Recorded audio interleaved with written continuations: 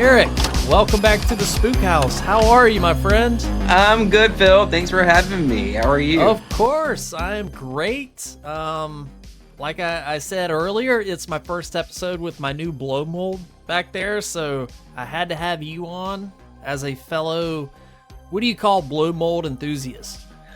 Sounds like a setup to a bad joke, but it's not. I think I've seen one of those movies. No. Hey. Yeah, I think just blow mold enthusiast, or vintage Halloween collector, plastics collector. Yeah, there's a couple different things you can call it. I was excited to find that one for $15 at a yard sale. Pretty excited. He didn't even have it out. It was just like shoved in the back of the garage. And I was like, hey, what's up with that big old pumpkin back there? Yeah. So don't ever refer to them as blow molds when you're at like a yard sale or anything like that. Just act kind of dumb about it. Just like, yeah, that pumpkin, that Halloween pumpkin, what's that? Yeah. So as we record this, it is December 9th. And Silent Night, Deadly Night comes out. You're going to see it in a couple of days? I'm seeing it Thursday. Like, I'm actually leaving work early to go catch like the 5 o'clock screening. And I'm so excited. Okay. I know. You're not getting in trouble at work by doing that, are you? Not at all. No. Okay. No. I was going to say, don't. It ain't worth losing your job over. Yeah. I'm not saying anything. I have seen it. My expectations are low. I do not have high expectations for this. So I'm not expecting like some 5-star movie. Yeah. I just want to see a killer in a Santa suit, That's kind of one of my favorite little subgenres is Santa slashers, and it's rare that you actually get one that comes out in the theater. So I'm like, okay, like it looks like a Hallmark horror movie, but it's got a Santa slasher, so I'm gonna go check it out. Yeah, it did kind of have a bit of a Hallmark vibe to it. Yeah, a few times, but hey, I hope you love it. Okay. There's things I want to say, but I don't want to kill your optimism. It's the Christmas season. Yeah, don't be a Grinch, Phil. I know. That's why I'm biting my tongue. We can talk all about it on Thursday. Yeah, James is gonna go see it too, and we're gonna record a review of it that night, and then I'm gonna bust my ass and maybe just try to edit it that night so I can post it on Friday. So okay. Yeah.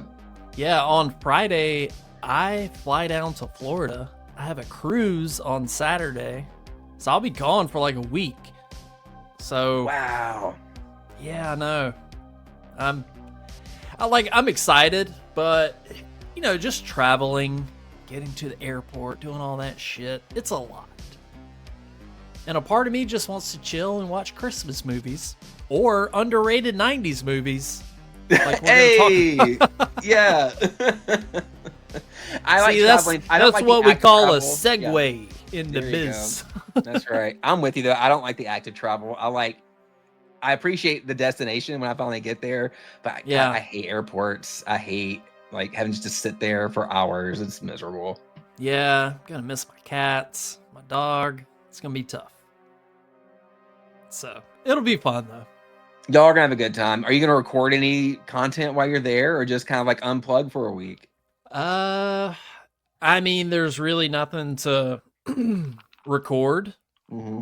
I don't know what I would record. Watch me lose $200 playing blackjack over the weekend? I don't know. No, I'm staying out of the casino. But no horror films were filmed on this ship that you're going to be on? Nothing like that? I don't think so. No. But last time I did one, I was like, seems like a cruise ship would make a good setting for a horror movie. It would. I mean, you have Ghost Ship. But that sucks.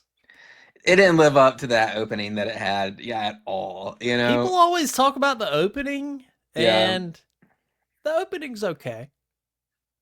I thought it was cool. Yeah, and it's the best part of the whole movie. It just goes downhill right after that.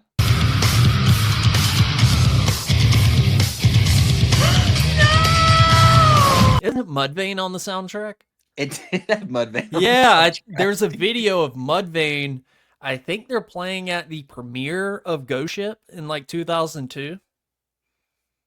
It's one of those like, man, we used to be a proper country kind I of know. moments, you know? Yeah, and probably that same year, like, El Nino was doing stuff for Freddy versus Jason. Ooh, Yeah, okay. El Nino, all right. that was a good year for horror soundtracks. Yeah, lots of new metal horror soundtracks that year. We're going to talk about the soundtrack of one of these movies, but Yeah, no new metal soundtracks. That was like a unfortunately. 2000s kind of thing. Yeah, it was. Yeah. This was just like right before then, but like we could have a whole episode just dedicated to like just soundtracks at some point. Oh my God. Yeah. 'Cause Absolutely.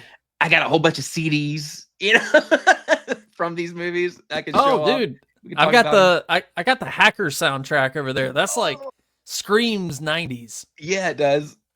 I got all the Crow soundtracks. Yes. City of Angels. We talked about that one already a little bit, I think. That's kind of Yeah. like our Spirit movie. We always Yeah. talk about that movie. I know. The movie rules. I say it's underrated. A lot of people hate it. It's Yeah. not bad. It's not a bad movie at all. Good soundtrack. Great When I was- visuals. Yeah, when I was talking to Beverly Mitchell, I was like, "When's the last time you watched this?" She's like, "I don't think I ever have." Oh no. It's like, well, damn. This one was. It was just a job for her. She did that and just put it behind her. Yeah. Well, I mean, she was just a kid. So, Yeah. Yeah. Do you believe these people sometimes when they tell you, "I've never really seen it"? Like, I just feel like some of these actors, and not just ones you talk to, but I did listen to interviews of on different podcasts where they'll interview these celebrities, and they'll just be so nonchalant about starring in like a major franchise like Friday the 13th or Halloween. They're just like, "Oh, I had never really seen any of them. I don't like horror movies, and this was just a job for me." And like, it's just that. I don't know what I'm trying to say, but like it's just completely lost on them at what a big deal that is. Yeah.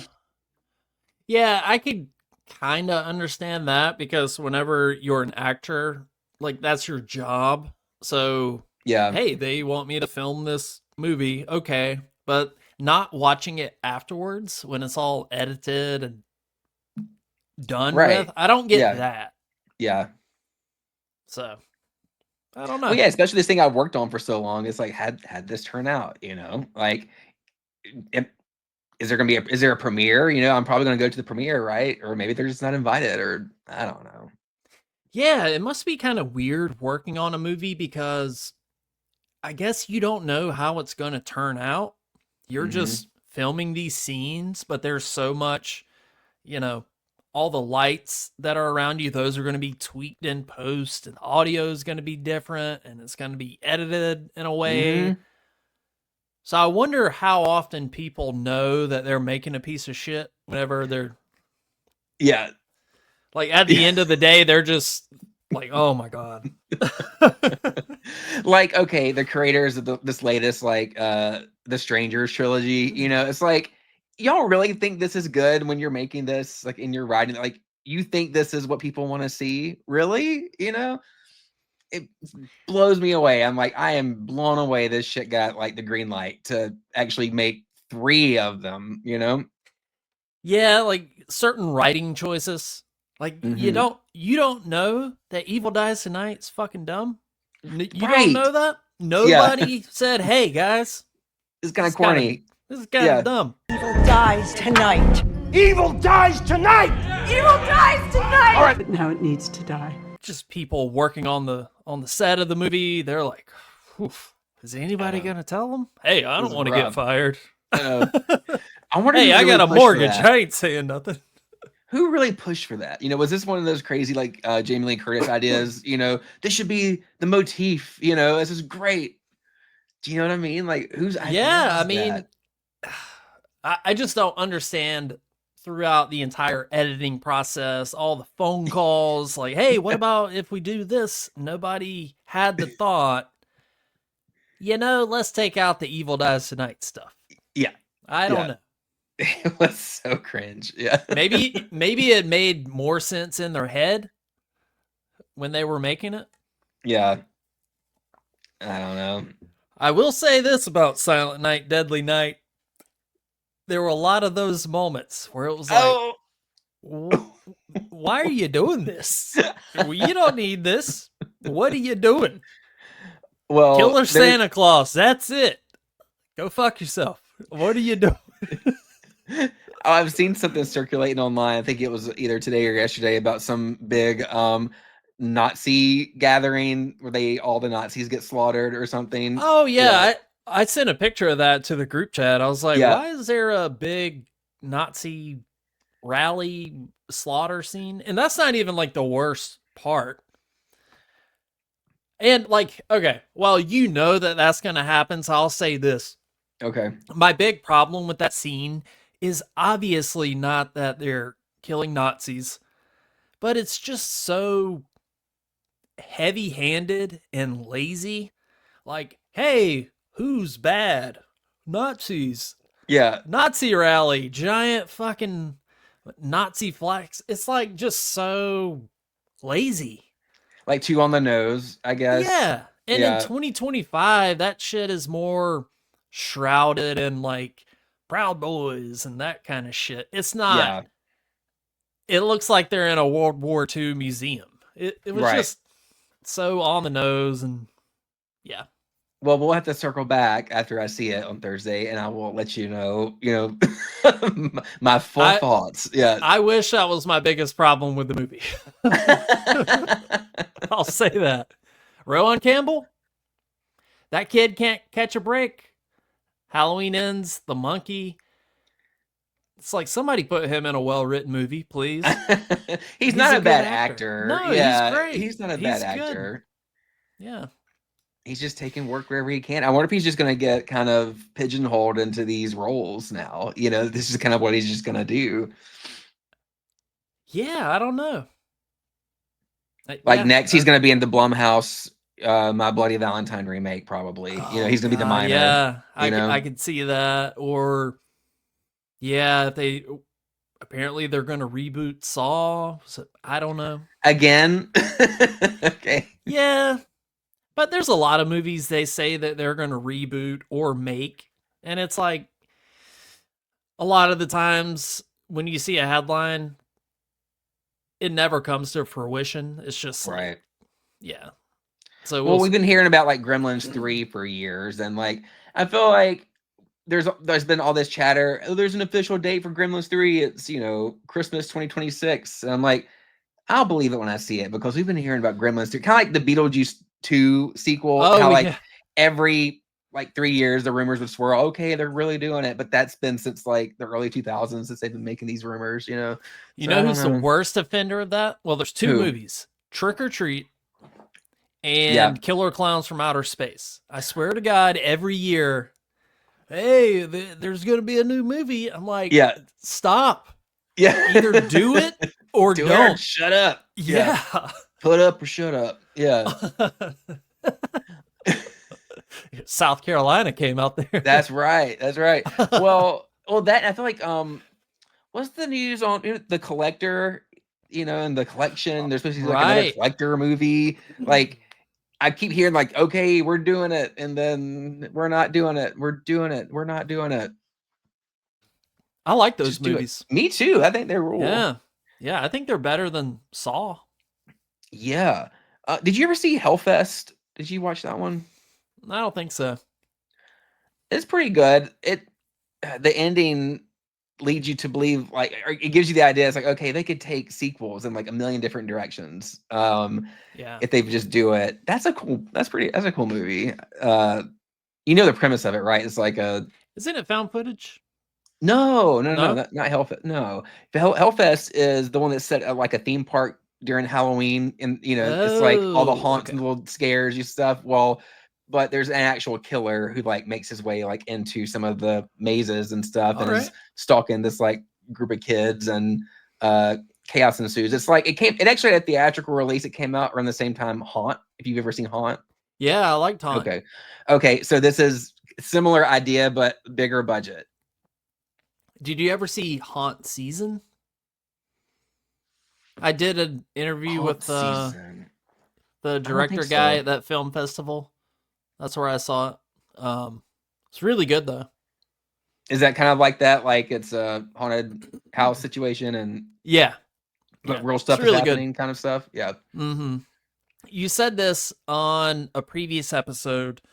We were talking about Scream and how everybody says Scream came along and saved horror, gave it a kick in the ass. And you said, well, I feel like horror was starting to find its way again.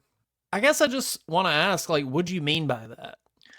I think kind of what I meant by that is I think Scream reinvigorated the slasher genre, more Yeah. specifically than reinventing horror altogether.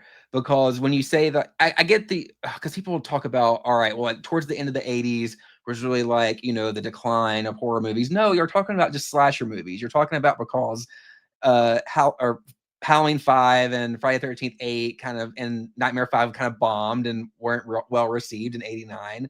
And Yeah. then y'all just paint with a broad brush like the early 90s until Scream comes along. And I'm like, fuck that. Like you got all kinds of cool movies that came Exactly. between that. You got like Candyman, you got Silence of the Lambs, you got Popcorn, like and I'm sure Misery. Misery and all these others Yeah. that I'm not thinking of. And so That I we're don't going to talk know. about tonight. Some that Yeah, I just feel we will like that's discuss.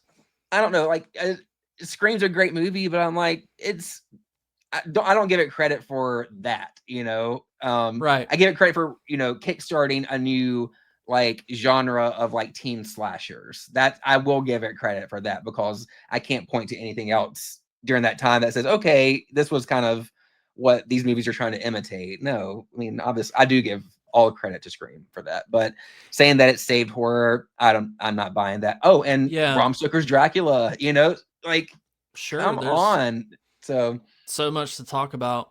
Yeah. And I wonder what the landscape would look like had Scream not come along and it just naturally progressed the way it was going. Like what horror gems did we miss out on?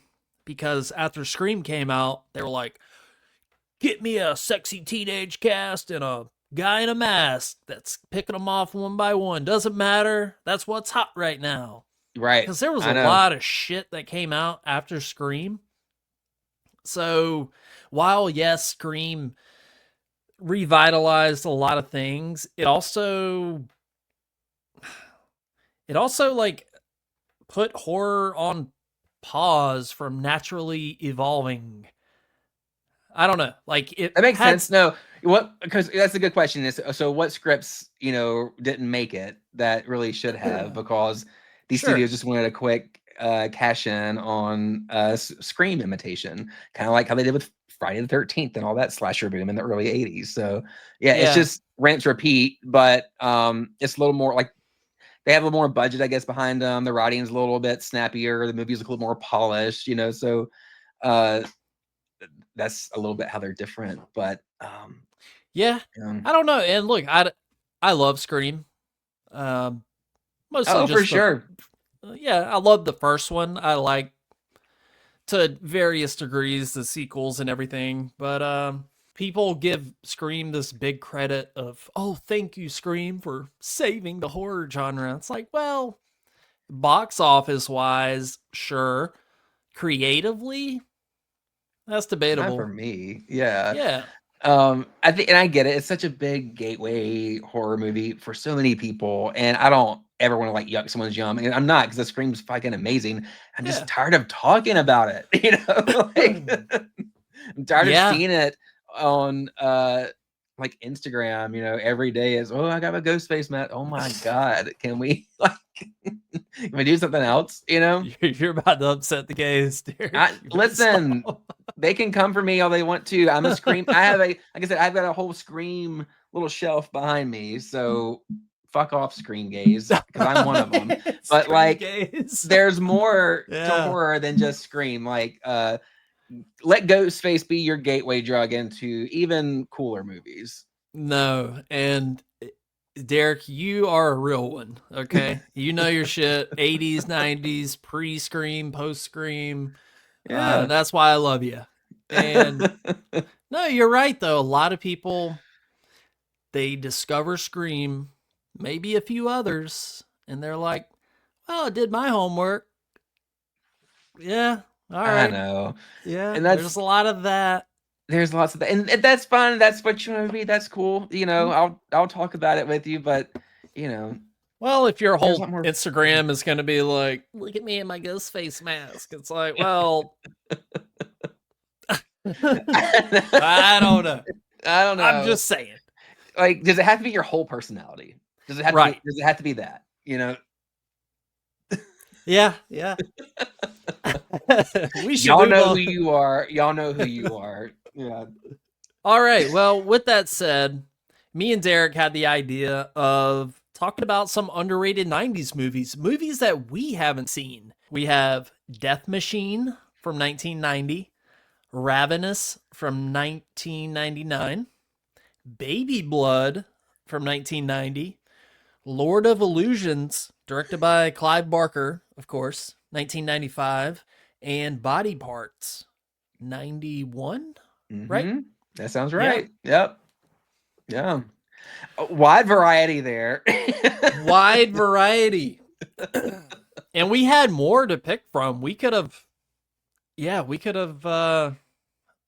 put 10 on the list, but I know. Well, even ones that like I know I've seen as a kid in the 90s when they came out, but I don't remember shit about them, sure. Like it would almost be like a fresh watch for me. Like Ravenous, I think my mom actually did rent and bring home, and I think I maybe saw like a few minutes of it and I got bored because in 99 I was what, like 12, 13, something like that. And like Yeah. period piece Oh, yeah. horror movies Yeah. did not speak to me. And like I was kind of like at that time, I'm like, yeah, I want to see something that's like modern and kind of, set. I want to in, see like, a Scream movie. a Scream movie. I don't Where's want a to group of teens getting exactly. killed? Yeah, and I'm just like, I don't want to see that. Like, Sure. and I'm kind of kicking myself for not actually giving it a chance because I was like pleasantly surprised with how much I fucking enjoyed this movie. Let's talk about the soundtrack. Let's talk about the soundtrack. Well, before we do that, for people that haven't seen the movie, why don't you tell them what it's about, Derrick? Oh, okay. I'm trying to. Should I like a spoiler-free review, or is this we're just spoiling things? How are we doing this? I think we can keep it spoiler-free. Spoiler-free. Sure. Well, what year was this set? Like, it's kind of like Civil War era, I think. Civil War times, or maybe like Mexican American War era. I'm not sure. I'm a little fuzzy on the year that this was set, but it was like, early America, like we're going to California as like pioneers times. Sure. And it's about cannibals. Yeah, it says in a remote military outpost in the 19th century, Captain John Boyd and his regiment embark on a rescue mission which takes a dark turn when they are ambushed by a sadistic cannibal.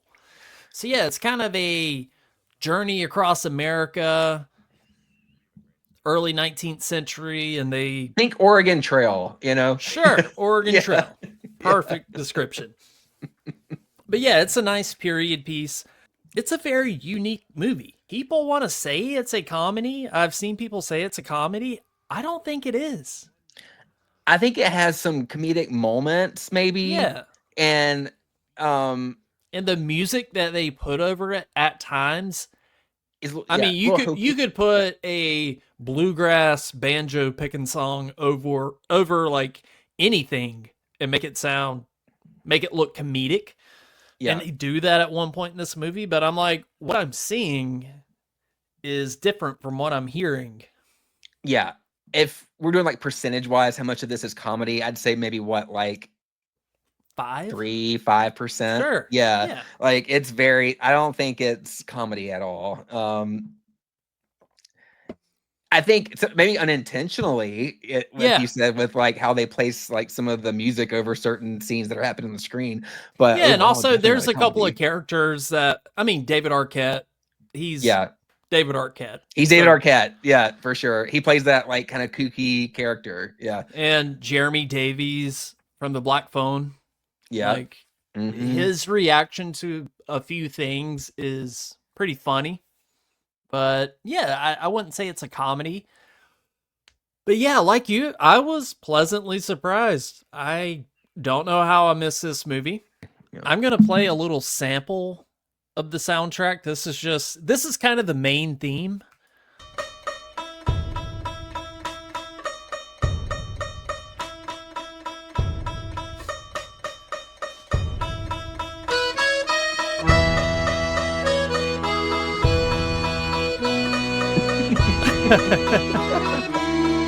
It's a bop. Yeah. Yeah. Some guy said, got married to my wife on a field with this track playing. That's kind of cute. I like that. Yeah. I think it's a cool soundtrack. Yeah. Yeah. But like we were saying earlier, so this is the song. Okay. During one of my favorite moments of the movie, when they get to that cave and they sort of discovered that this guy is a cannibal and there's all these dead bodies and stuff. That's a great moment of tension. And this big chase ensues. And I'm like, oh shit, like stuff's popping off. You know? And stuff's popping off. And hey, shit's popping off. Wigs are flying, drinks are being thrown. Yeah. Earrings are coming out. It's Zeus Network. Yeah, it's bad. And this is the song that they play. Yeah.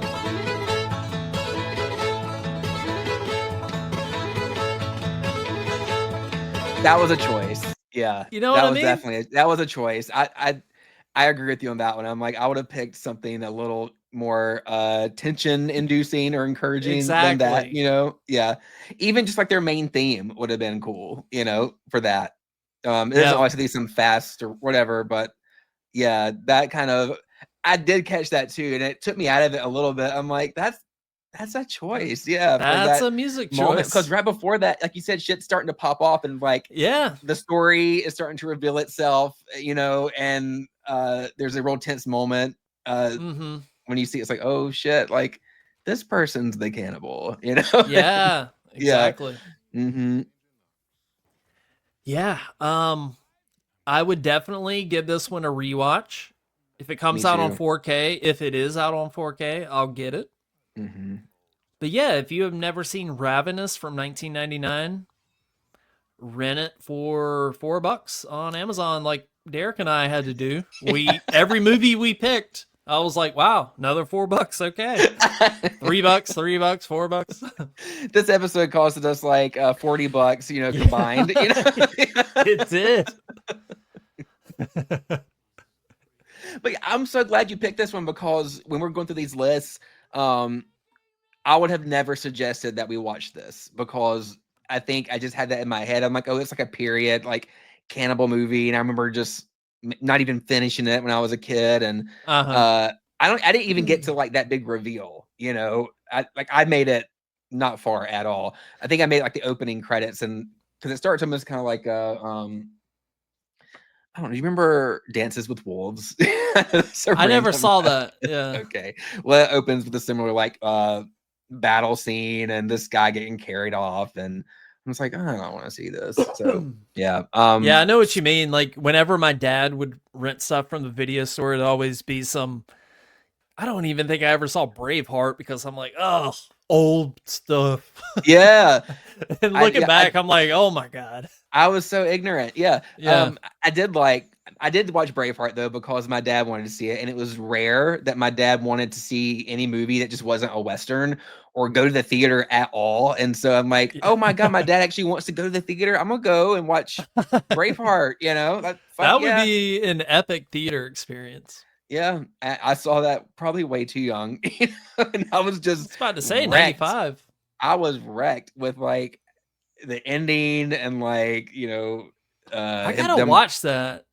Have you never seen it? Like I've seen bits and pieces. It's one of those movies you feel like you've seen it, but you probably actually haven't. It's a great film. I know. I mean, Mel Gibson is, you know, who Mel Gibson is, but like that is a fantastic movie. Yeah. Well, he ain't Diddy or no. God. You've been watching that documentary? Chuck and I started it. We got a couple episodes in. Man, it's yeah, he's a fucking how's menace. he still standing? You know, it's crazy. Yeah, he is. We got some evil people. Yeah, I gotta watch Braveheart. The older I get, the more I appreciate a good period piece. Oh, for sure. I mean, you and I Yeah. both love The Witch. I know that much. Yeah, Oh, that's yes. like a great movie, and I could just see like I know my younger self would not have wanted to see that. Like, you know what I mean? Yeah. Like 12-year-old Yep. Derrick was like, "Oh, that looks like shit. I'm not gonna see that," and would have missed out on such a great movie. I love Downton Abbey. Sign me the fuck up. It's awesome. Okay. Did you ever see Downton Abbey? No, Chuck It's watched it a so little bit good. though. You're Downton Abbey stan. I didn't know this, Phil. Okay. Hey, look, I see Dan Stevens. I say, I'll give it a shot. Okay. And Dan Stevens is in like the first few seasons. Phenomenal. Okay. It's incredible. Good show. All right. My lord. Maybe I'll try that. I'll give that a watch. Yeah. What do you like about it the most? Like what's good about Downton Abbey, Phil? Oh, Why the should I watch it? drama. The drama. Okay. The drama that goes down the tea.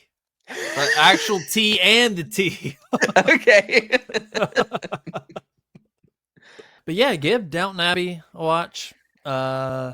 It's great. Okay, very unexpected. That was not on my bingo card for tonight at all. Yeah. I named my cat Mary after Lady Mary.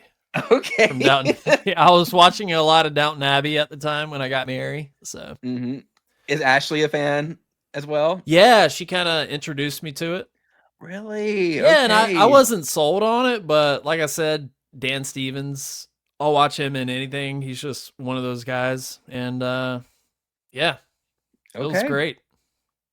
Give it a watch. Yes. Also give Ravenous a watch if you haven't. Yes, please do. All right, so moving on from Ravenous. What was your letterbox rating of Ravenous? I didn't see you rate any of these. I was rating them as I go. So I was like, I've been slipping. I've been slipping on my letterbox. Yeah. I think I would give it. I think I'd go 3.5 out of 5. Okay. I gave it a 4. I gave it a 4 on mine. That's fair. Had a lot of fun, and like to me, this is super rewatchable too. Yeah. I don't want to. God, I don't want to spoil anything, but there was one scene that really creeped me out in the tent, like the first night. You know? Yeah. I'm like, he was licking me. Yes, that creeped me out. I'm like, oh my god, yeah, yeah. How about imagine that actually happen, like waking up and that's happening, you know? Yeah. How about, well, don't want to spoil anything, but sort of the final epic scene. Did you spot the sexual tension going on? Oh yeah. Oh yeah. And the way that they come together and like, you know, smell my blood and all that. Listen, I caught that tea. Yeah. That wasn't lost on me, Phil. I catch that. I catch that. All right. That's actually kind of a theme in a couple of these Lord of movies Illusions? that we watched. Lord of Illusions too. Yep. Well, you know, I mean, Hellraiser's kind of gay. Well, it's Clive Barker, you know. Yeah, I know. Clive Barker's, I'm not even gonna say kind of gay, he's gay, you know. Yeah. Hey, Hellraiser is the gay BDSM club of horror movies. It is. And there's nothing wrong with that. Yeah. Hey, I'd go to, if you know a club like Hellraiser, sign me the fuck up. I want to go. Hellraiser 3 club too. Like that'd be fun. Oh yeah. Yeah. All right, Derek. So moving it right along to 1990. Let's talk about Death Machine. Do you have the tape? Do you have the tape by you? Why did I not pull it? Yes, I got it.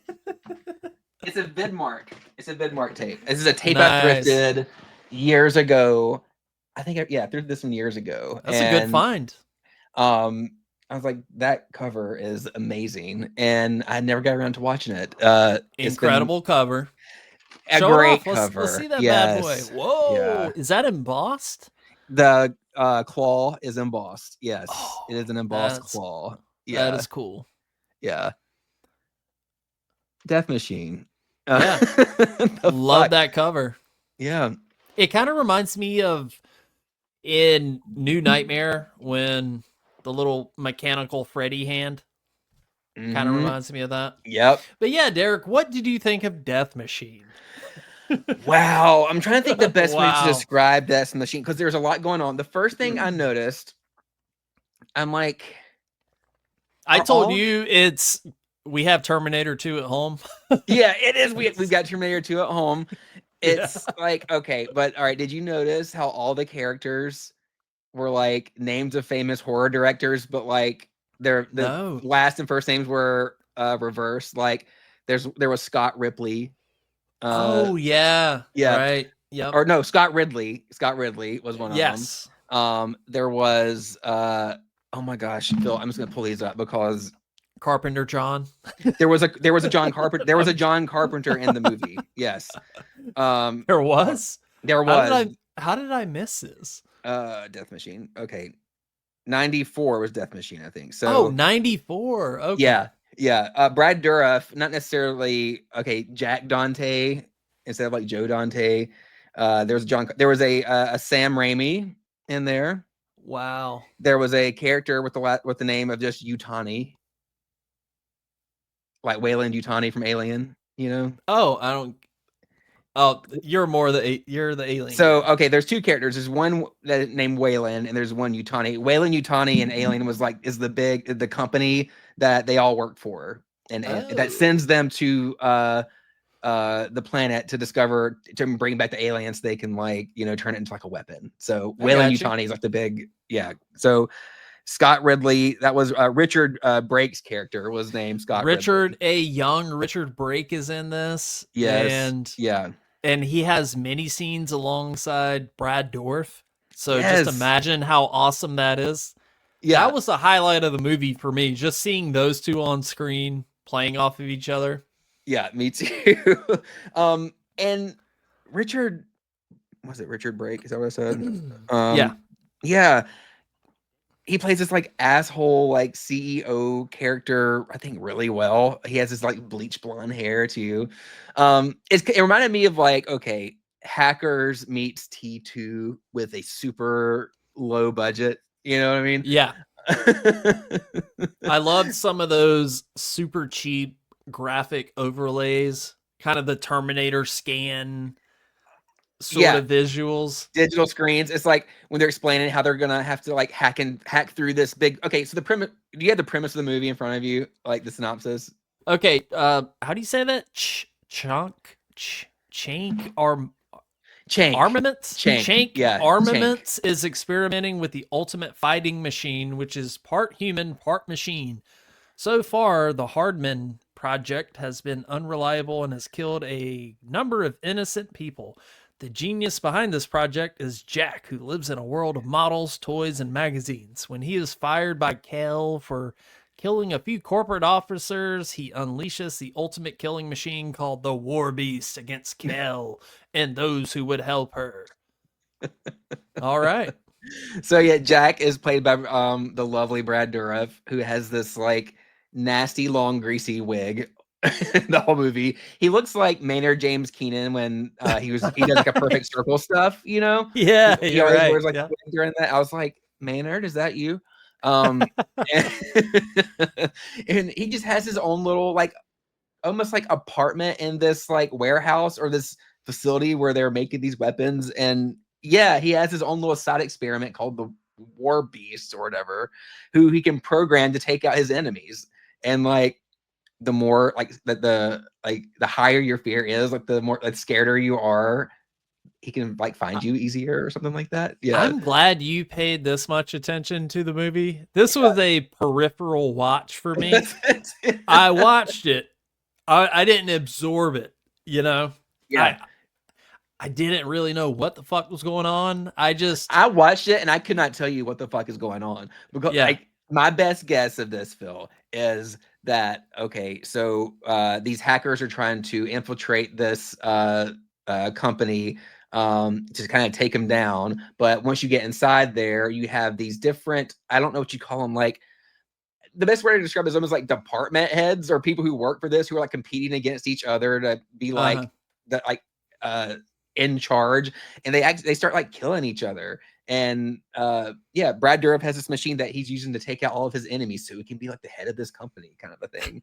And you had these other characters come in and try to stop him, and all these things they're doing, and they start getting fucked up by the death machine, you know, which is like this big metal monster with like these like metal teeth and claws that will just come and just take you out. You don't really get to see much of this creature either until kind of towards the end. They do a lot of like close-up kills of like, you know, just teeth chomping and stuff like that. But yeah, you could tell that they didn't have a huge budget. It's a lot of close-up shots of the machine, but it's pretty cool. It's worth watching at least once in your peripheral. Yeah. Sure. Yeah. I mean, look, certain movies, I quickly realized, okay, this story, this script is nonsense. So it's a lot of work to absorb all of it. Well, okay, so you said you're watching it in your peripheral. Did you ever, for a moment, like think to yourself, oh, is that Charles Lee Ray screaming in the background? You know, is that Chucky? Yeah, because it's weird hitting those notes. It's like, oh, it sounds like Chucky's on my screen right now, and you turn, and it's not Chucky at all. Yeah. I totally know what you mean, and we will talk about body parts later. Yeah, Brad Dourif is in that. Out too. Let's just lead right into body parts if you want to. Dude, I don't have a whole lot to say about Death Machine. You know, speaking of underrated 90s, Brad Dourif had some killer roles. He carried the early 90s. Yeah, Graveyard Shift. You ever seen Graveyard Shift? I have not. I love that movie. I don't get the hate for it. I just think it's boring, and I've heard that too. I'm like, I don't know. I don't see it. I love Graveyard Shift. It doesn't hold my attention, and like rats really aren't my thing, you know. All right, fair enough. But Brad Dourif is in that, and he sure is. He's great at playing these just kooky, off the wall characters. Nobody does it better than him. What would you say is like one of your favorite roles of his that he's done? From Chucky to, you know, any of these random ones in the 90s to Sheriff Brackett or whatever. Exorcist 3. That's like Oscar-worthy performance right there. He was so fucking good in that. Yeah. 1990. The main thing is the torment of your friend, Father Karras, as he watches while I rip and cut and mutilate the innocent. I feel like Brad Dourif, like, even though he's had a very successful and storied Alien Resurrection, he's an Alien Resurrection. He never had that one starring role where he got all the accolades he should. Yeah. Like all the attention. Yeah. I mean, that he needs an Oscar on a shelf or something. For sure. But maybe like the trade-off for that is he has consistent work his entire life. Like he's been able to sustain a career off of this, you know, and he's just that actor. But yeah, he's so good. But I don't know if he'll ever get like that role, you know? Yeah, and it kind of sucks because God forbid he passes anytime soon. But you know when he does, it's going to be Brad Dourif, voice of Chucky. Dead. I know. Blah, blah, blah. Yeah. And it's like, no, he's done so much. So much better than that and done more than that. I mean, I love him as Chucky too. But what a claim to fame, though. That like, what an honor. Like, I'd almost rather have that than a fucking Oscar, anyways. You know, like I'm a horror icon. Fuck yeah. Okay, I'll take that any day. To me, that's more memorable than like someone winning an Oscar. I can't tell you. I mean, I can tell like, obviously, like it was news when Jamie Lee Curtis got hers finally, of course. But like, I can't tell you everyone who's got an Oscar, but I can tell you who plays Chucky. Sure. Yeah. Has he been, as far as horror villains go, I think he's been doing it technically the longest, right? Child's Play was 88. Is there any other horror villain that has stuck around that long today maintained that same role? I don't think so, because his other competition would be Robert Englund, you know, but he you know, hung his hat up, you know, and a while ago. So I think you're right. I think he's like the longest standing horror guy, which is easy because I mean he just has to do voice work basically for Child's Play now. Yeah, that's true. All right, Derrick, we are going to move it along to this might be my favorite of the 5. Okay. Baby Blood. Oh my god.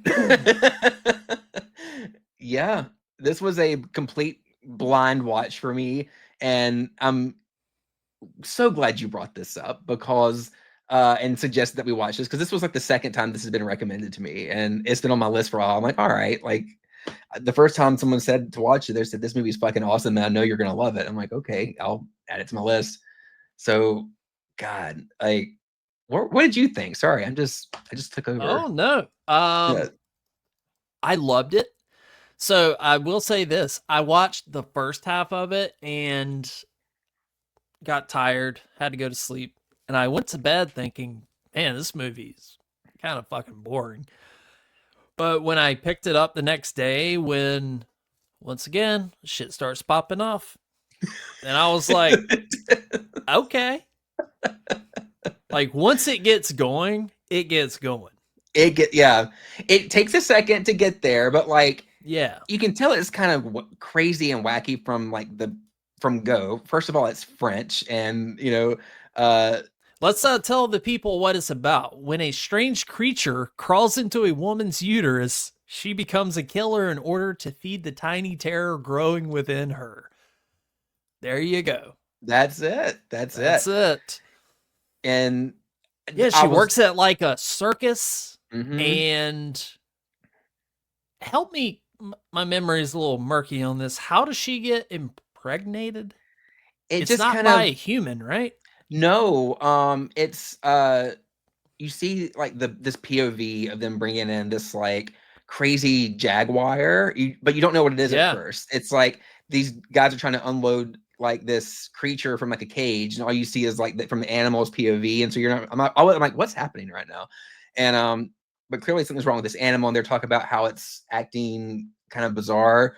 And then next thing you know, this girl's like laying in bed or whatever, and this worm like crawls into her room, and then it's like this long like worm looking thing, and makes its way into her uterus, and takes control of that, and she's apparently pregnant with a child at this point as well.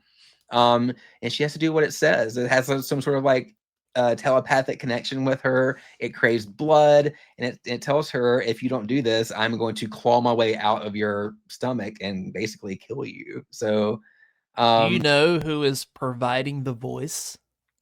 I heard hold on, I was talking to someone else about this because I posted like a screenshot of like the title card in my story. Yeah. And, me and someone else were talking about this, and she said it, and I was like, is it Gary really? Oldman. Gary Oldman, yes. Yeah. That was it. Yeah. Was that the version that the Amazon version that we watched? Was that his voice, or is that just yeah? Because apparently there's a couple different versions of this film too. Okay, so the version that you and I both rented on Amazon, it was a dubbed version, which right away, yeah. But that was the only choice we had. So I watched it with subtitles, and the subtitles were very different from what was being said. Yeah, the dubbing, it didn't match all the time. Yeah. But I know Kino put out a 4K of this. I am definitely going to get that 4K. And it has like, the original French version with subtitles. That's all I want. Yeah. I want to see it that way too. Yeah. I'd rather watch the French version with no subtitles than dubbed. Yeah. Because you get the gist of what's happening. You get the gist. Yeah. Yeah. Well, I was going to tell you too, because I think I texted you this. I'm like, Phil, did your subtitle or did your dubbing just drop out like halfway through the movie? Because there's a certain point in mine. Because like you, it was dubbed probably not very well, and because the subtitles didn't match at all, or not. I won't say at all. It was just kind of different. Like for instance, the subtitles would say, "All right, you can leave now," but then like you'd be hearing, "Get the fuck out of here," yeah. So, exactly. So like it was a lot of that going on. But then like midway through the movie, there was a few minutes where like it just went in complete French French audio, but with English subtitles. And I'm like, so are we doing the French thing now? And then later it kicked back to, you know, English dubbed with subtitles. And so, yeah, I'm like, I'd like to just see just like the French version of this. The best way I'll describe it, and I said this to you in text, to me, it reminded me of kind of like brain damage meets like possession. Like that's the vibe, and kind of like, you know, that's the vibe I was getting from that. You know, very Henenlotter inspired, or I was thinking Basket Case, but brain damage, same thing basically. Yeah, because it's like a parasite that's like, you know, controlling that dude to go, you know, kill people for him and stuff. So like similar in that, but chaotic female energy as well. So that's why I'm like pulling in the possession stuff. You know, possession. Oh my god. Yeah. Yeah, hey, I like Possession. It was a one and done watch, but that's fine. Yeah, it's not something I can just throw on at, you know, and just like fall asleep to. You know, I've got to be like in a mood for that. I am looking forward to the remake starring Robert Pattinson. Heard about that? No. Yeah. I haven't heard about that. Okay. I don't know if it's one of those it's definitely happening or just being talked about, but that's cool. The story. Yeah. Okay. But yeah, Baby Blood, just like a lot of French horror, like they don't fuck around. They are very liberal with the blood and all of that, and shit pops off. Yeah, shit gets popping. All right, like hold my earrings. But yeah, man, it's the blood is super red. It's just I love the blood. And like, yes, I don't know. It's just very extreme in the way that the blood splatters, and if she stabs somebody, it's like a geyser of blood. I was like, this is fucking awesome. I know. I loved it. I could not recommend it even like anymore. Like, please go watch it. And it's, to me, don't look up anything else about it beyond what you're hearing us say. Like, go in as blind as possible to see this. Yeah, I wouldn't even know how to spoil this movie. All you need to know is it's French. This lady is impregnated that's telling her to kill people, and she does. And that's it.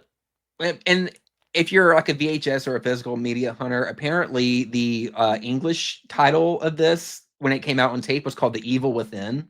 Oh, yes. So apparently Dimension Films released this in 94. Oh, okay. Yeah.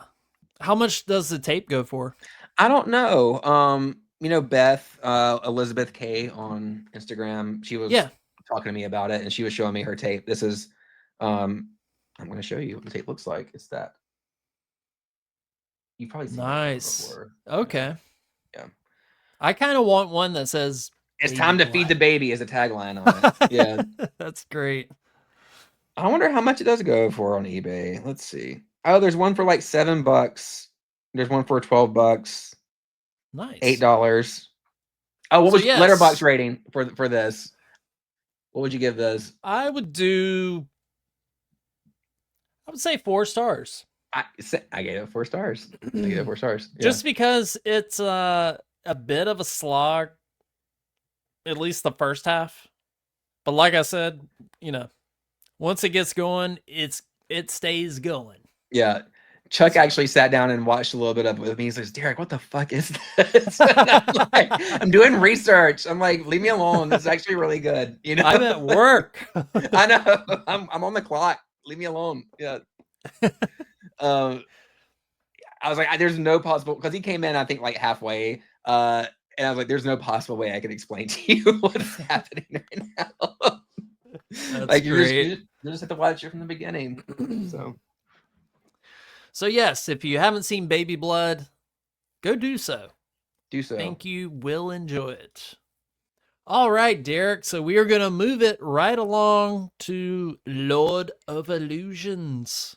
I don't know about you, but I would see this VHS at the video store all the time, and always kind of struck me, but I never rented it. Never got around to seeing this one. I'm kind of surprised. So this was a first time watch for you as well, right? It was. Yeah. Yeah. What did you think of Lord of Illusions? I thought it was really fucking cool. Yeah. It was fucking sick. Yeah, fucking sick, bro. I did. I thought it was. Yeah. It had a lot going on. It had a lot going Yeah, for it. yeah, It had a lot of plots. yeah. It's very Clive Barker, and I All think, Clive Barker stuff is like very fantastical yeah, in a way. and I'm probably gonna get skewered on the internet for saying this, but like, I think like after Hellraiser, I liked it, but then I watched like Near Dark, not Near Dark. Oh, Oh my god, why can't I think of it? Nightbreed? Nightbreed. That's what I'm thinking Yeah. of. Nightbreed, and Nightbreed does nothing for me at all. I And love the design of the guy with the button and the zipper mouth. yeah, Like that looks fucking cool. the creatures, But it looks really cool. The story is just, I just don't care, you know? yeah, it's again fantastical. Yeah, and so I think that kind of like turned me off of Clive Barker for a little bit, and then Lord of Illusions came out, and I'm like, what's this? I don't care about this. And I would see it in the video store like you, and I would always just pass it up. Sorry, What are you doing? my I was trying to grab my Nightbreed tape, but my headphone cord was tangled in my chair.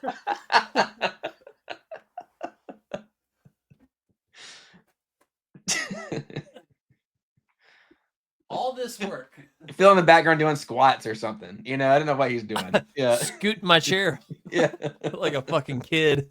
Like, I want to like Nightbreed so much. The cover's cool. Like, all that work for yeah, I don't know. Just not a huge Nightbreed fan.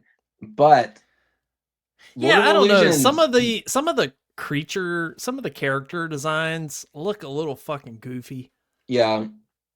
Well, I think I watched it. I was wanting to like it more than I did too, because like I know Cradle of Filth sort of took a lot of inspiration from this for like Midian, that album, you know? And wow. What, Nightbreed? Yeah. Yeah. Oh, okay. Yeah. It was a big like inspiration for them. I think I'm getting that right. I could just be making that shit up, but I think I'm right. Sounds about right. Yeah. Well, fuck. I mean, they sample Doug Bradley and Cradle of Filth songs, you know. So oh yeah. I guess I wonder if Danny knows Clive. I wonder if they're besties or whatever. I don't know. But no, we're not talking about Nightbreed. We're talking about fucking Lord of Illusions.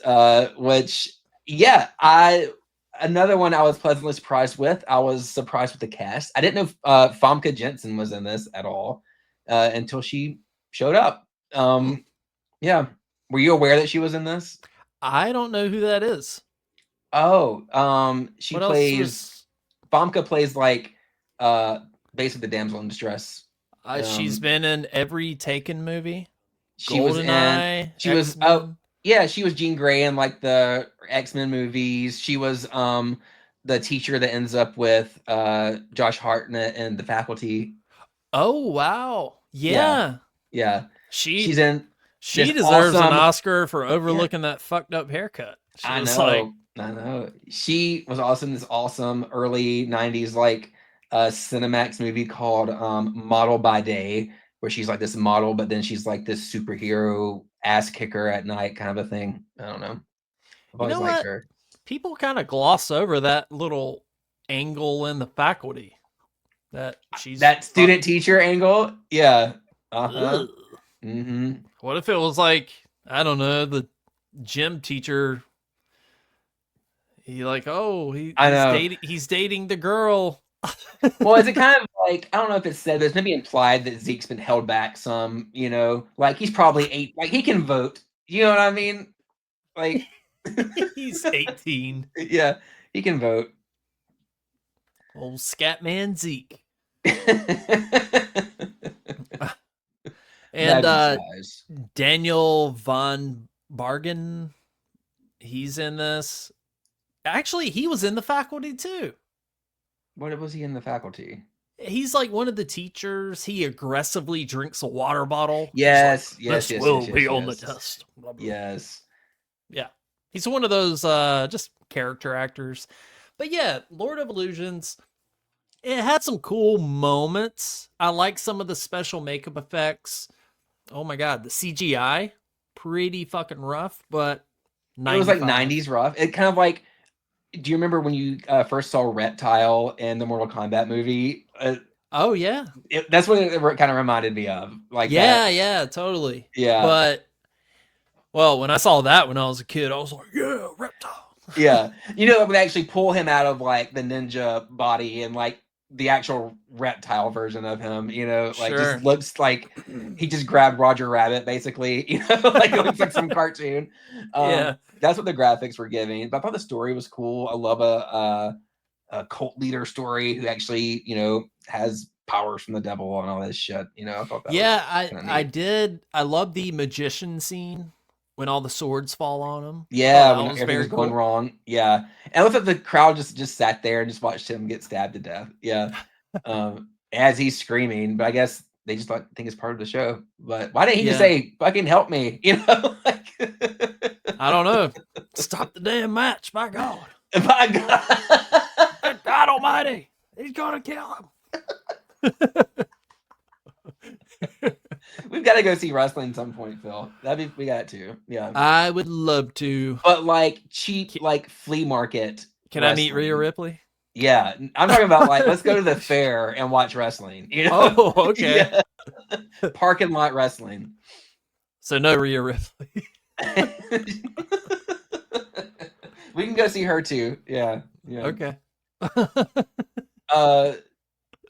Oh yeah, I enjoy Lord of Illusions. It's a very complicated plot. I mean, basically It is. Yeah, I can't even tell people what it's about. So there's a cult and it's kind of like it opens and there's it's like in the 80s and there's these In the ex-cult desert. leaders. It's in the desert. There's these ex-cult leaders that are trying to sneak into this like cult compound where the leader actually can do magic or whatever, and he's about to make some sacrifice because he wants to like end the world kind of a thing.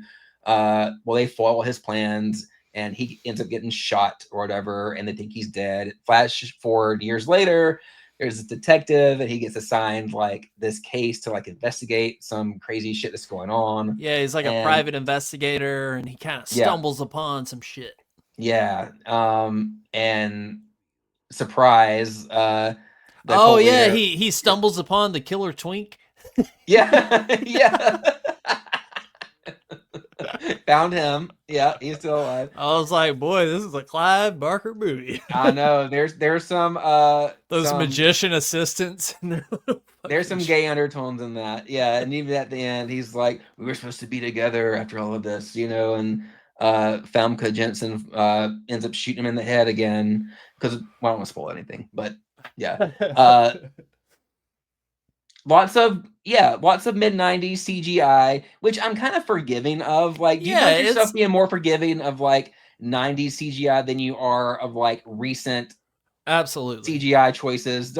Yes. I am way more forgiving of 90s. Yeah. CGI yeah, at least mid-90s CGI, there's like a endearing charm to it. It's like, oh, look at them trying.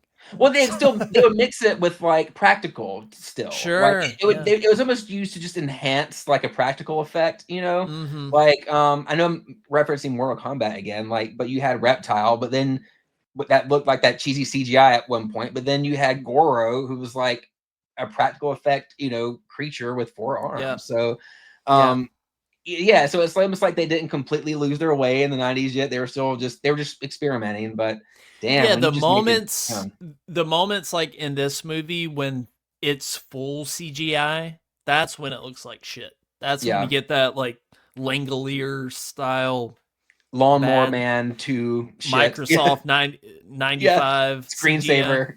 Yeah. Or like what was it? Hellraiser Hell World or whatever. Have you ever seen that one? I think that was like an early 2000s direct to video Hellraiser. It is awful. Yeah, it's so bad. Yeah. But like at the beginning when the guy he's kind of tossing that fireball back and forth, you can tell that he had an actual ball in his hand to have something physical there, but they just enhanced it with CGI. I was like, damn, that actually looked It didn't look bad. Good. That didn't Look look bad good. for for mid 90s. I'm like, okay, he's tossing around a ball of fire. I believe it. Yeah. Yeah. I wouldn't buy a 4K of this. Yeah. I'm not even sure if I would rewatch it. Mhm. If you've never seen it, it's worth a watch. Yes. It's well acted. It's got a cool story, you Yeah, know. it's very 95, which I love. Yeah, It's just, it's 90s as fuck. I love it. me too. Moving along to body parts. Body parts. Holy Body shit. parts. 1991, the movie that was. So I did read this fun little fact. They didn't promote this movie in Wisconsin, or it was like kind of heavily subdued. Really? Why? Because, well, early 90s Wisconsin. What am I missing? What am I missing? Jeffrey Dahmer. Oh, okay. It was Wisconsin, right? I think it was somewhere Midwest. Yeah. Yeah. Yeah. Which, by the way, I rewatched Dahmer recently. Fucking great. The movie Dahmer? The Netflix. Oh, that show. The Netflix yeah. show. Yeah. With Evan Peters. That first episode, like, I couldn't breathe. I was like that opening when like he has the guy back at it and he's, we're gonna watch Exorcist 3, then you can go, kind of that whole scene. Tense as fuck, man. I was turning to Chuck. I'm like, this. I had like my blanket up to my face. I'm like, oh my god, that was Ryan Murphy too, right? Yeah. And when Ryan Murphy gets it, like, he gets a lot wrong, but when he gets it right, he gets it really. Yeah, right. Yeah. I still think Dahmer's phenomenal. Yeah. That's so hilarious that Exorcist 3. He's like, Came hey, yeah. You gotta watch Brad Dourif. He's gonna watch The Exorcist, huh? Yeah. It's must be that bad meat I had in the freezer. Oh my god, you can do the voice. You guys want a party? Yeah. God. Yeah, we watched that whole thing. That was fucking wild. That poor fucking lady that lived next to him. Jesus. I know. Imagine Jeffrey Dahmer's. Your fucking neighbor. Yeah. She's like, Jeffrey, it smells. Oh, sorry about that. Dude, I forgot how inadvertently hilarious that show was at times. Oh, well, in what way? Like the mannequins that he would have or whatever? That cracked me up. Like, I think the scenes with Richard Jenkins as his dad, he's like, oh come on, doesn't know what to Dad. do with him. Yeah. Like, sorry, I don't know why I'm cracking up. But like, after he's in prison, like, he gets arrested. He's in prison. He meets his dad for the first time, like after the trial and everything. He's like, well, I really did it this time, Dad. It's like, Jeffrey, you cannibalized 20 fucking people. And he's like, well, I'm in some hot water now, Dad. It's like, Jesus. Yeah, kind of bleak. Oh my god. That's all you can think. What do you say in that moment though, Phil? What do you say? He made it sound like, oh, I hit the mailbox backing out of the driveway. Did it again, Dad. I'm sorry. Yeah. Oh, jeez. I'm in a real pickle, Dad. All right. I didn't know that body bags was banned in Wisconsin. Body parts. Body parts. Sorry, my body. Body bags another great 90s movie. Yeah, John Carpenter anthology. Yeah, that one's fucking awesome. Body parts. Yeah, so basically the whole premise of the movie is this psychologist gets in a car wreck and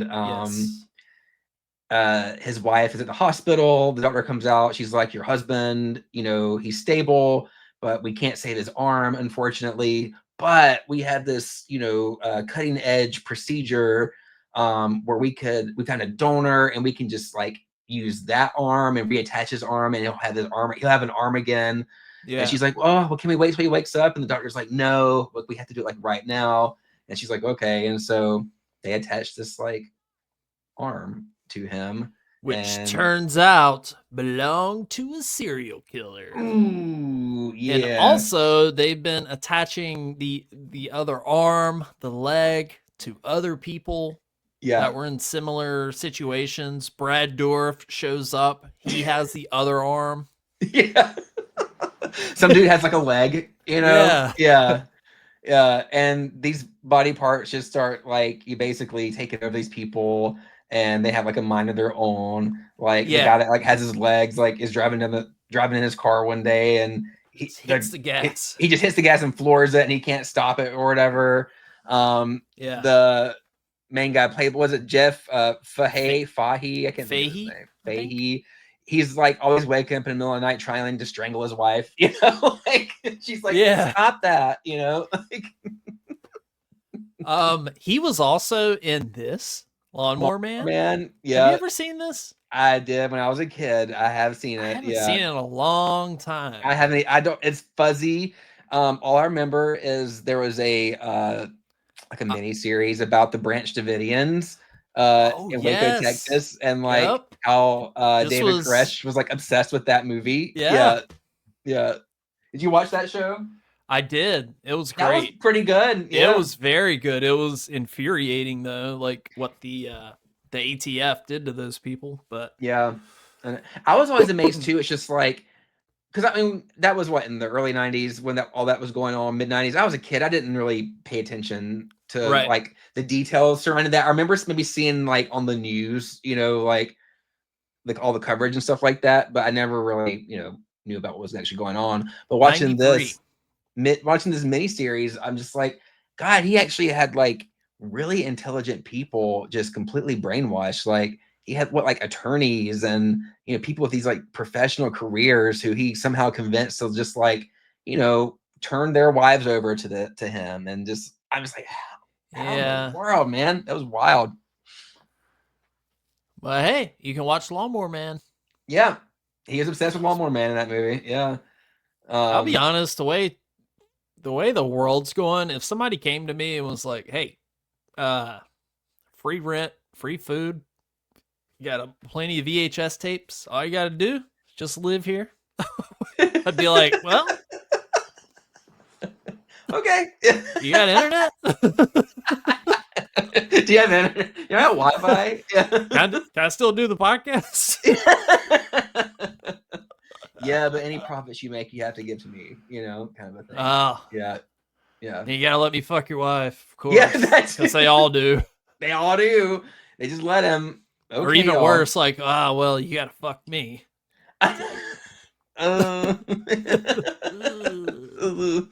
No.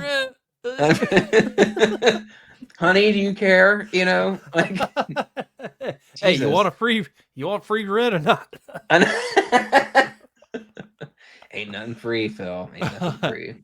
Lord, ain't that the truth? Body parts. You know what? Okay. This was probably out of all the 5, probably I'd say my least favorite of them all.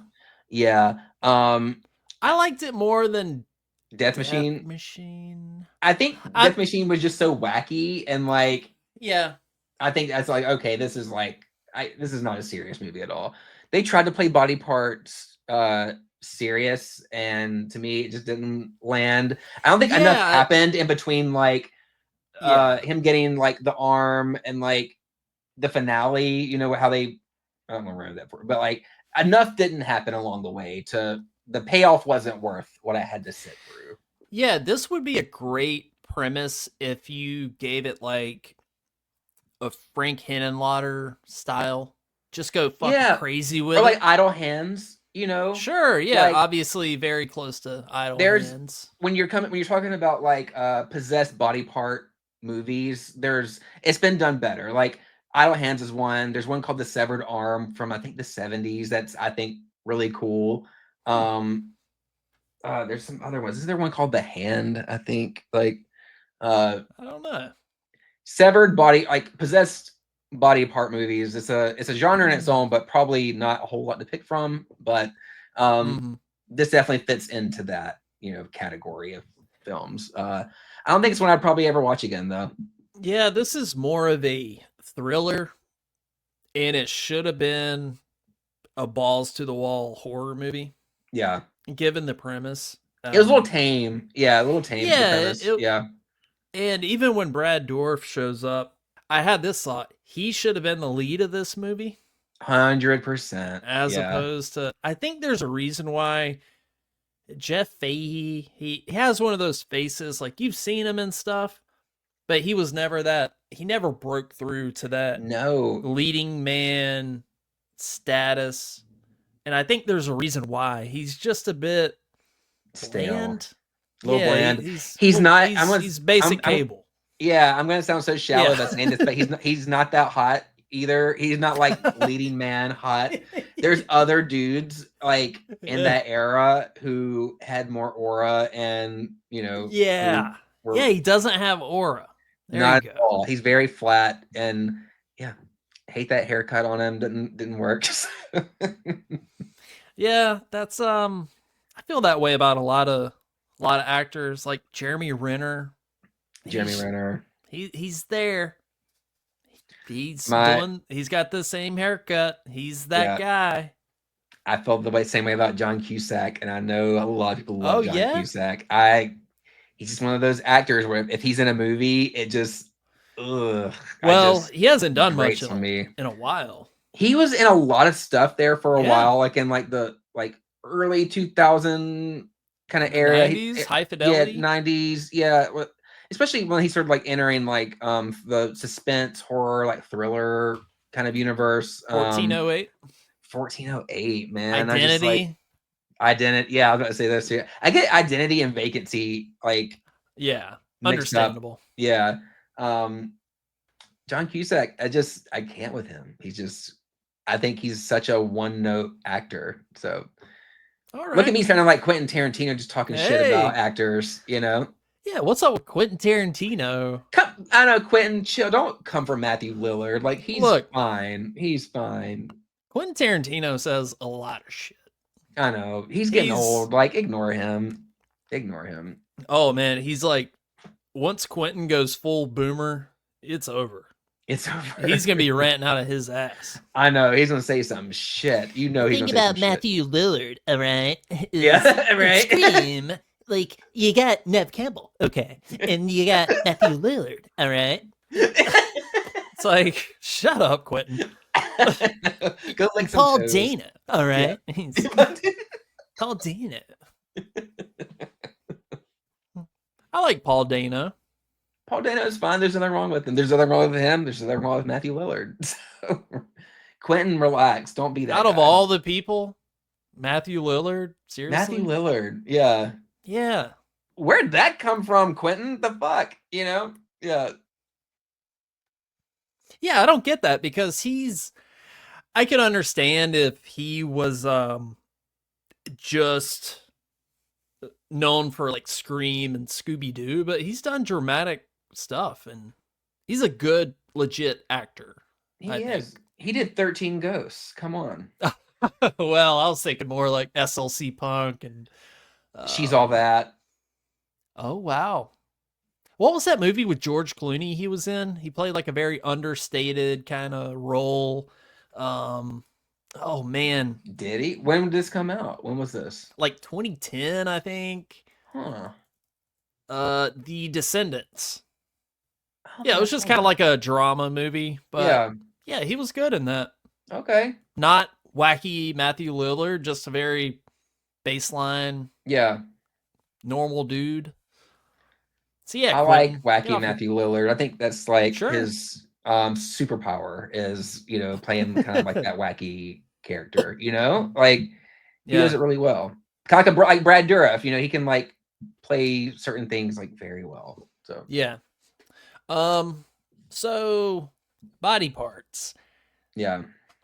Yeah, not not hitting on a whole lot, as they say down here in the South. It didn't really pop off to me. I got excited because like the opening credits looked really cool. It had like a cool style to it, you know. It had like that old like illustration. And it's all red. I'm like, oh, this is like this cool animated intro. I'm like, this might be kind of a cool movie, but it didn't live up to that for me. Here's a fun fact I found quite hilarious. In Thailand, the film was known as Cut to Pieces, Then Create Hell. Oh, that's a fucking awesome title. That sounds almost like you know, like back in the day when like hardcore bands, like the titles of their songs would be like a sentence long, you know? Oh yeah. Like remembering your embrace that one night, you know, like shit like that. Yeah. You know? Or like emo bands, they always have those quirky lyrics. Like that's what it reminds me of. That's a fucking awesome. Yeah, hell yeah, that's a great title for this movie. Or save that for something better, actually.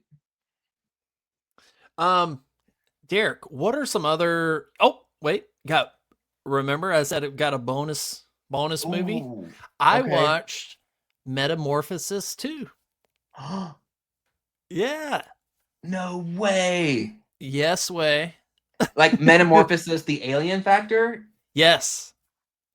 Okay. All right. What'd you think? Well, not for you. Other than like some of the special effects, I mean, it was a lot of cliche, slick back hair villain smoking a cigar, talking in a room. A lot of that, like, well, we're gonna take over the world. And blah, blah, blah. Well, you had a lot of exposition too. You know, like some flashbacks. Okay, like how did this happen here? Okay. It was okay. Yeah. It was okay. I'm a big fan of like sci-fi horror stuff in general, and like I think this is technically like as either in the same universe or like a spiritual sequel to the Deadly Spawn, you know, from the 80s. Oh yeah. I fucking love this movie. This is one of those like blind rentals I had back in like whenever it came out, 90, 91. It's just this blue cover, and it's like some dude with some long neck on it. But it was in like the new release section, and I rented it, and I thought it was incredible because I loved the practical effects. Like the creatures, it's very slimy. Quick premise of it is there's this like not medical, it's like a scientific research facility, and they have like different like plant life and different creatures that they've recovered from like missions to space and stuff, and these scientists are working on it, and oops, one of the scientists gets bit by one of these creatures, and then he starts to transform. So it's very like The Fly kind of vibes, you know. You have this slow transformation of this one guy, but like the heroes of the story are these two like valley girls who go looking for their dad who works security at this place, and they get mixed up in all of this chaos that goes on at this facility with this, because the monster just keeps growing and growing, and he gets bigger and bigger, and more people are getting fucked up, and there's all these tentacles with claws, and it can shoot out these like things with teeth to attack you and stuff. So great practical effects, I think, for sure. All right. I made an Instagram post about this movie because when we were talking about doing 90s stuff, I was like, man, I haven't seen Metamorphosis in a while. And then it dawned on me, I'm like, this would pair well with like Night of the Comet, because you got like two valley girls trying to like save the world and take on like, you know, alien forces. I don't know. I thought it was cool. Yeah.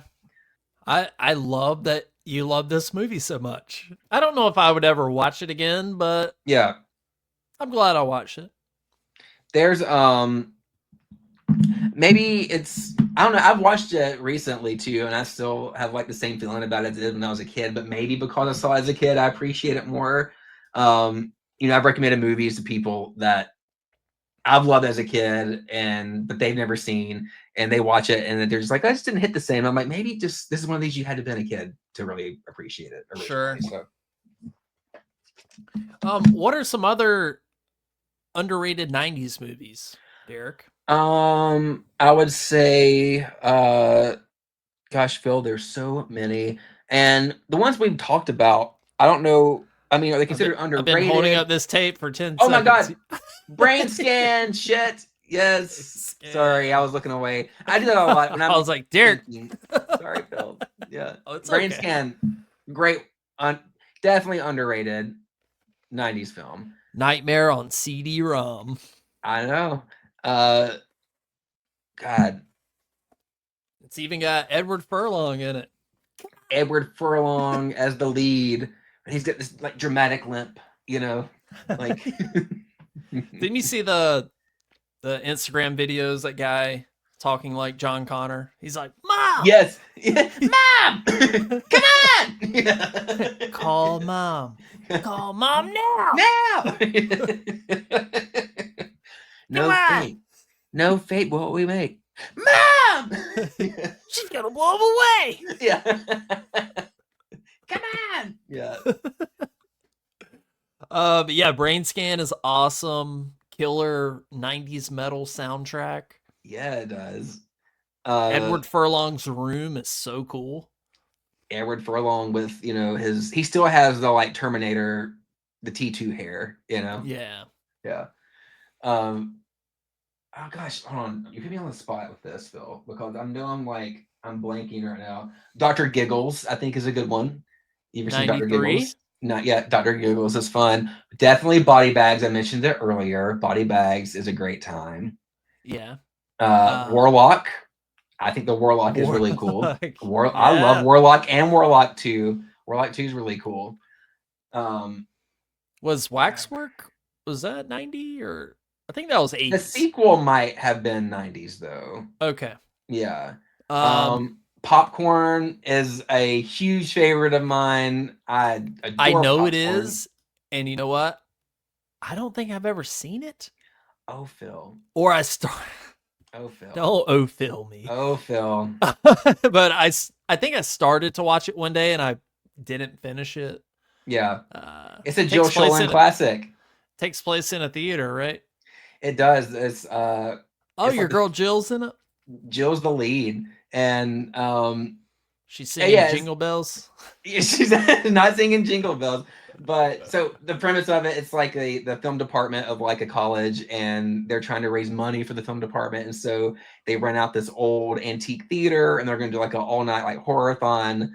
And Jill Schoelen's got some like dark past that she can't remember as a child, you know, and crazy shit starts to happen. But it's a horror-thon, and it's kind of like almost Terror Train-ish in the fact that like, because everybody's dressed up in like these costumes at the horror-thon, and the killer will like kill someone but like slip into their costume and like pretend to be them to like trick other people, sort of a thing.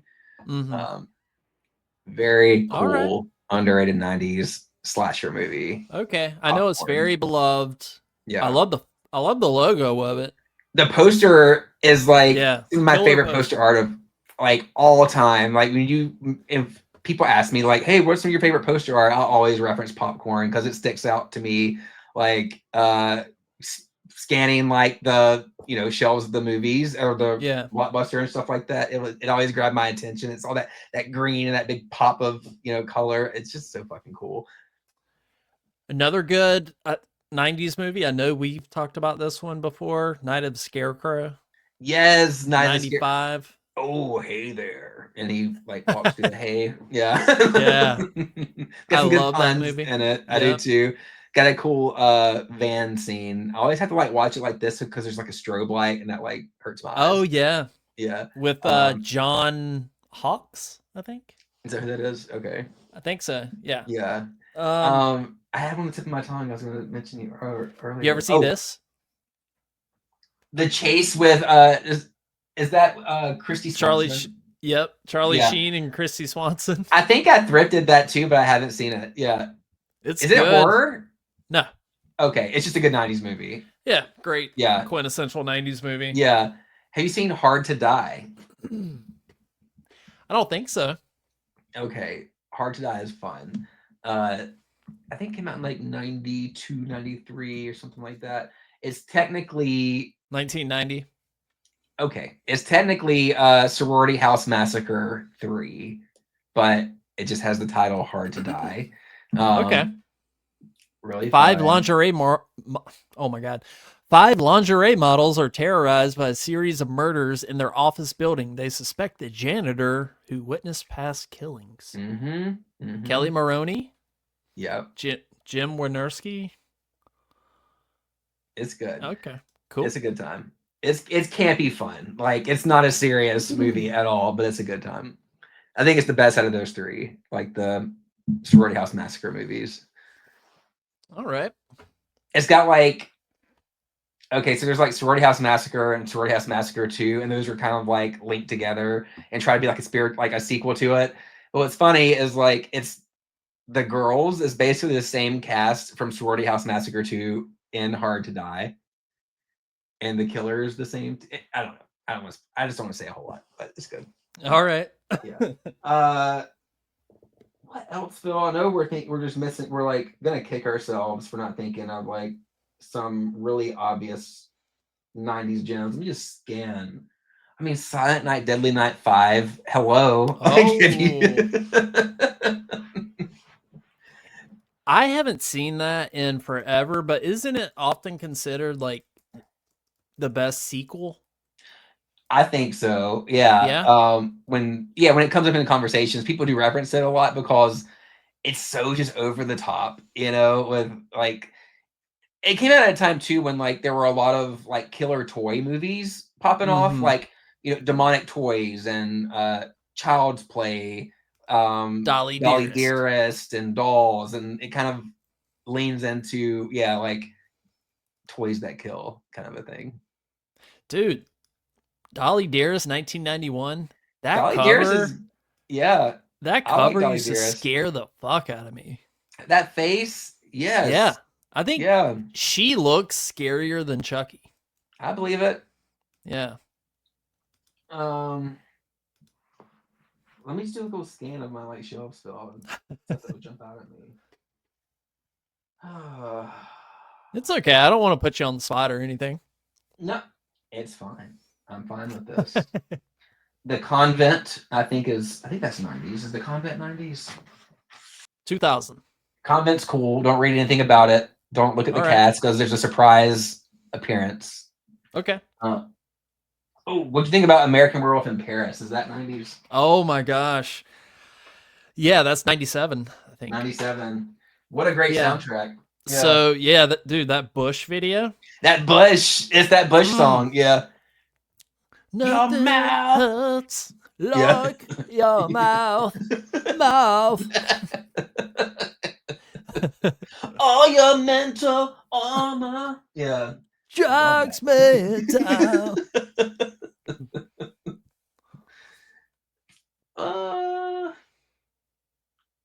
The Mangler. What'd you think about the Mangler? Oh my god. Dude, I love the Mangler. Mangler. 95? Cool. Yes. Yeah. Robert Englund. Mm-hmm. Overlooked little Toby Hooper film. It is. More people should watch the Mangler. Yeah. I have it on VHS over there. I do somewhere too. over there. Oh, did you ever see Bad Moon, the werewolf movie? Yes. With Dennis What'd you think of that? I don't remember too much about it. I know it's 96. It's not terrible. It's not terrible. Yeah. Yeah. Good werewolf movie. Jack Frost, the Killer Snowman movie. Mm-hmm. Did you ever see that? I don't think I ever properly watched that. Yeah. Give that a try. Okay. Yeah. Sorry, I could go on and on. No, that's okay. Yeah. That's a lot. I mean, we threw out a lot just then. Yeah, I hope everybody listening take some notes. Write these down. Took some notes, write them down. Derrick, what are your plans for Christmas? What do you and Chuck get up to for Christmas? Well, Christmas Eve, we either go to like his sister's house, and my family usually come over to that too. We'll do that. And then Christmas Day is usually chill. We just eat breakfast and then go visit our families. I'm probably gonna take some time off though. Like I usually take like the last week and a half of the year off. And we usually have like a spa day. It's kind of like our thing. Yeah. We'll go to the Grove Park Inn in Asheville. And I thought you just said we should have a spa day. Like Oh, me and you. I said we will probably. Well, shit, we'll do a spa day, Phil. Come on, we'll go get facials. Yeah. Hey, I'll fucking do it. I'll get a All right. manicure, pedicure, massage, fucking facials, whatever. Facials. Listen, I had went my entire life without like really getting into facials. We'll talk horror movies while getting our nails done. I think don't sleep on facials. Yeah, those are good. Yeah. What about you? I mean, is the cruise kind of like your thing, or what are y'all doing like the day of? Yeah, kinda. I mean, the cruise is over on like the 21st, so I'll get back here like the 22nd. She's gonna stay down in Florida with her extended family, so I kind of don't have any plans. Gonna hang out with the cats, and yeah. All right. Well, hey, I know we're during my little Christmas break, we're gonna do a YouTube live thing or whatever with the tape sluts. Oh yeah. Okay. Yeah. Don't forget we're doing that, Phil. On your podcast? On ours, yeah. Yeah, okay. Yeah, tell all the good people out there about Don't Be Dead. Oh, you guys have been busy. We've been busy this month. We've had some ideas this going off this month. I don't know why we chose like my co-host like busiest time of year to like do all these like experiment with new stuff. But anyways, it's me and our mutual friend James. Shut up, James. Shut up, James. We talk about, it's more like topic based, kind of like we just did here. You know, we just pick some random movies, but like we just dropped one episode this week about the like it's called Frosty Fatalities, where we talk about like some like the icy kills in horror movies. So stuff from like, you know, Jason X and the movie Iced, you know, from the 80s. Yeah. Killer skier movie, which I'm a huge fan of. So that's kind of what we do. And we have episodes that come out like every other week. But I haven't watched that episode yet. Let me ask you this. Did you include the Joseph Gordon-Levitt ice skate kill from H2O? No, but we did drop another ice skate kill in there. There is another ice skate kill. Okay. Yeah. Yeah. Oh, that's a good one. Caught you slipping. You sure did. I didn't even think about that one, but we did bring up another ice skate kill. Yeah. All right. Yeah. So yeah, check that out. You can find Don't Be Dead anywhere you can listen to podcasts, and we have you can watch our episodes on YouTube. Finally.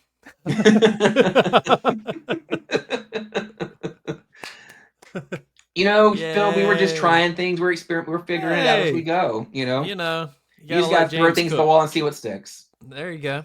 Yeah, and I mean, man, we got to do another live episode with the sluts. Well, that's what we're doing on December 28th. Yeah, I want to do one before then. Well, invite me, ho, on the Spook House. Okay. Did my invitation get lost? Yeah, send an invite to a bitch. You know. Okay. Yeah. We'll do it. No, I'm excited about host. Like you said, December was like busy for us. It was. So, we're doing like, and we usually drop like 2 episodes a month. We have like more stuff coming out too. Like we're gonna do a Silent Night, Deadly Night review, and which we haven't really done movie reviews before. And we're hosting our first like live on our YouTube when we have like live guests. So we're having, you know, you and our friend John, who does the Tape Heads United podcast. So we're having y'all on. And then we had Happy Horror Time on for an episode. We played a fun little game with them. They were really cool dudes. Nice. I can't wait for people to see that, because that was a really fun one too. So, and then you and I, and we'll have to have you on at some point to do like a proper like episode too, you know? Yeah, like January. All our little sluts crew, we just keep pass each other around, you know? Yeah. Yeah. It's open season around here. It sure is. We're in a polycule or whatever they call it. Yeah. Yeah. I love it though. We got yeah. I love it too. Each of us like bring something different to the table, whether it's just like energy or just like a particular fandom or niche topic that we're versed in that the others aren't. You know what I mean? Like we all have different things. Look, I had people messaging me and they're like, I need another Sluts episode. This one guy was like, I've listened to every Sluts episode. I'm dying for another, like, okay, make it happen. I'm like, We'll try. Well, send out a bat signal to us, Phil. Okay. We'll make it happen. Yeah. All right. I love it. All right, Derek. Go ahead and wrap this up. We'll catch you guys on the next one.